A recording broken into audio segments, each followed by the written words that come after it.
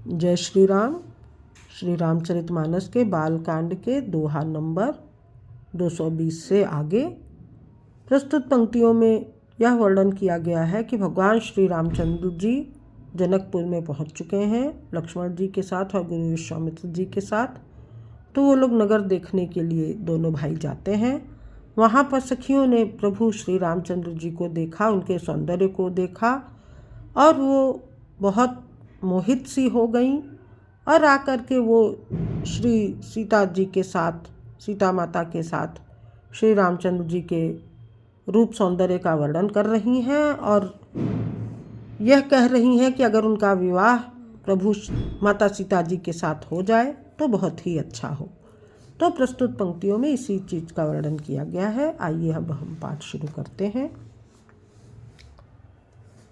कहु सखी असको तनुधारी, जो न मोह यह रूप निहारी, को सप्रेम बोली मृदुबानी, जो मैं सुना सो सुनहु सयानी। हे सखी, भला कहो तो ऐसा कौन शरीरधारी होगा जो इस रूप को देखकर मोहित न हो जाए, अर्थात यह रूप जड़ चेतन सबको मोहित करने वाला है। तब कोई दूसरी सखी प्रेम सहित कोमल वाणी से बोली, हे सयानी, मैंने जो सुना है उसे सुनो। ए दो दशरथ के ढोटा, बाल मरालन के कल जोटा, मुनि कौशिक मख के रखवारे, जिन रन अजिर निशाचर मारे। ये दोनों राजकुमार महाराज दशरथ जी के पुत्र हैं। बाल राजहंसों का सा सुंदर जोड़ा है। ये मुनि विश्वामित्र के यज्ञ की रक्षा करने वाले हैं। इन्होंने युद्ध के मैदान में राक्षसों को मारा है। श्याम गात कल कंज बिलोचन, जो मारीच सुभुज मधुमोचन, कौशल्या सुत सो सुख खानी, नाम राम धनु सायक पानी। जिनका श्याम शरीर और सुंदर कमल जैसे नेत्र हैं, जो मारीच और सुबाह के मद को चूर करने वाले हैं और सुख की खान है, और जो हाथ में धनुष बाण लिए हुए हैं, वह कौशल्या जी के पुत्र हैं, जिनका नाम राम है। गौर किशोर बेशुबर काछे, कर सर चाप राम के पाछे, लक्ष्मण नाम राम लघु भ्राता, सुनु सखिता सुमित्रा माता। जिनका रंग गोरा और किशोर अवस्था है, और जो सुंदर वेश बनाए और हाथ में धनुष बाण लिए श्री रामचंद्र जी के पीछे पीछे चल रहे हैं, वे इनके छोटे भाई हैं। उनका नाम लक्ष्मण है। हे सखी सुनो, उनकी माता सुमित्रा है। दोहा। विप्र काजु करि बंधु दो, मग मुनि बधु उधारी, आए देखन चाप मख सुनिहर्षि सब नारी। दोनों भाई ब्राह्मण विश्वामित्र का काम करके और रास्ते में मुनि गौतम की स्त्री अहिल्या का उद्धार करके यहाँ धनुष यज्ञ देखने आए हैं। यह सुनकर सब स्त्रियां प्रसन्न हुईं।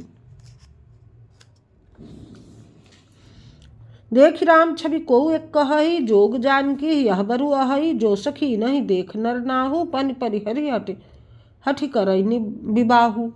श्री रामचंद्र जी की छवि देखकर कोई एक दूसरी सखी कहने लगी, यह वर जानकी के योग्य है। हे सखी, यदि कहीं राजा इन्हें देख ले तो प्रतिज्ञा छोड़कर हठपूर्वक इन्हीं से विवाह कर देंगे।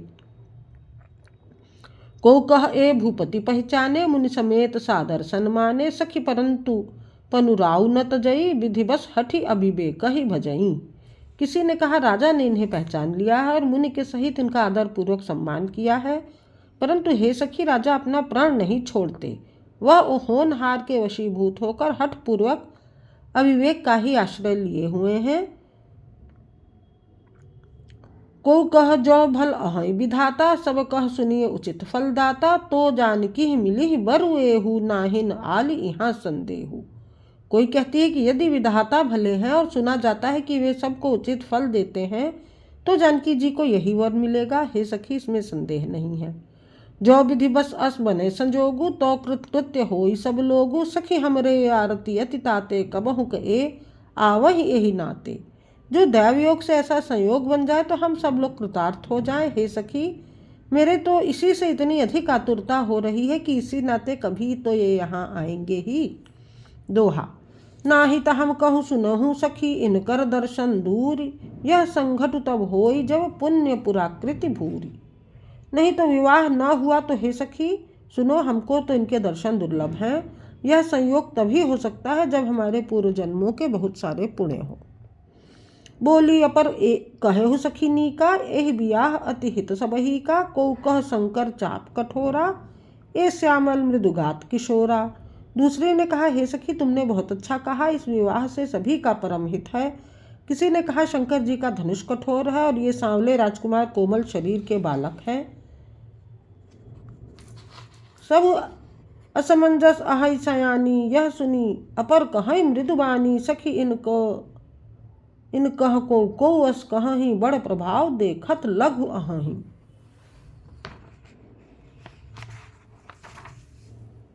हे सयानी, सब असमंजस ही है। यह सुनकर दूसरी सखी कोमलवाणी से कहने लगी, हे सखी, इनके संबंध में कोई कोई ऐसा कहते हैं कि ये देखने में तो छोटे हैं पर इनका प्रभाव बहुत बड़ा है। परस जासु पद पंकज धूरी, तरी अहिल्या कृत अघभूरी। सो की रही बिनु शिव धनु तोरे, यह प्रतीति परिहरिय न भोरे। जिनके चरण कमलों की धूल का स्पर्श पाकर अहल्या तर गईं, जिसने बड़ा भारी पाप किया था, वे क्या शिव जी का धनुष बिना तोड़े रहेंगे? इस विश्वास को भूलकर भी नहीं छोड़ना चाहिए। जय बिरंची रच सीय सवारी, तेह श्यामल बरु रचे बिचारी। तासु वचन सुनि सब हर्षानी, ऐसे ही हो कहीं मृदुबानी। जिस ब्रह्मा ने सीता जी को संवार कर बड़ी चतुराई से रचा है, उसी ने विचार कर सांवला वर भी रच रखा है। उनके ये वचन सुनकर सब हर्षित हुए और कोमलवाणी से कहने लगी, ऐसा ही हो। दोहा। हे हर्षहि बरसहि सुमन, सुमुख सुलोचनी वृंद। जाहि जहाँ जह बंधु दो, तह तह परमानंद। सुंदर मुख और सुंदर नेत्रों वाली स्त्रियां समूह की समूह हृदय में हर्षित होकर फूल बरसा रही हैं। जहाँ जहाँ दोनों भाई जाते हैं वहाँ वहाँ परम आनंद छा जाता है। पूरब दिश गे दो भाई, जह धनु मख हित भूमि बनाई। अति विस्तार चारु गच ढारी, विमल वेदिका रुचिर संवारी। दोनों भाई नगर के पूरब की ओर गए, जहाँ धनुष यज्ञ के लिए रंग भूमि बनाई गई थी। बहुत लंबा चौड़ा सुंदर ढाला हुआ पक्का आंगन था, जिस पर सुंदर और निर्मल वेदी सजाई गई थी। चहुदिशि कंचन मंच विशाला, रचे जहाँ बैठे ही महिपाला। तेहि पाछे समीप चहुपासा, अपर मंच मंडली बिलासा। चारों ओर सोने के बड़े बड़े मंच बने थे, जिन पर राजा लोग बैठेंगे। उनके पीछे समीप ही चारों ओर दूसरे मचानों का मंडलाकार घेरा सुशोभित था।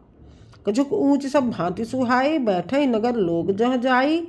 तिनके निकट विशाल सुहाए, धवल धाम बहुबरन बनाए। वह कुछ ऊंचा था और सब प्रकार से सुंदर था। वहां जाकर नगर के लोग बैठेंगे। उन्हीं के पास विशाल एवं सुंदर सफेद मकान अनेक रंगों के बनाए गए हैं। जहाँ बैठे देखई सब नारी, जथा जोग निज कुल अनुहारी। पुर बालक कहीं कहीं मृदु बचना, सादर प्रभु दिखा वहीं रचना। जहाँ अपने अपने कुल के अनुसार सब स्त्रियां यथा योग्य जिसको जहाँ बैठना उचित है बैठकर देखेंगी। नगर के बालक कोमल वचन कह कह कर आदर पूर्वक प्रभु श्री रामचंद्र जी को यज्ञशाला की रचना दिखला रहे हैं। दोहा। सब शिशु एहि मिस प्रेम बस, परस मनोहर गात। तन पुल कहीं अति हर्ष हुई, देखी देखी दो भ्रात। सब बालक इसी बहाने प्रेम के वश होकर श्री राम जी के मनोहर अंगों को छूकर शरीर से पुलकित हो रहे हैं और दोनों भाइयों को देख देख कर उनके हृदय में अत्यंत हर्ष हो रहा है।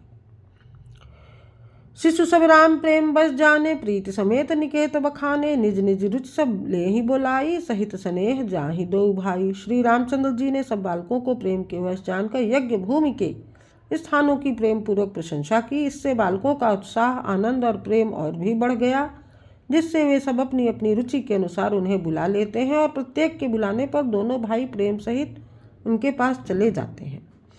राम देखा वहीं अनुजहि रचना, कही मृदु मधुर मनोहर बचना। लव निमेश मोह भुवन निकाया, रचय जासु अनुशासन माया।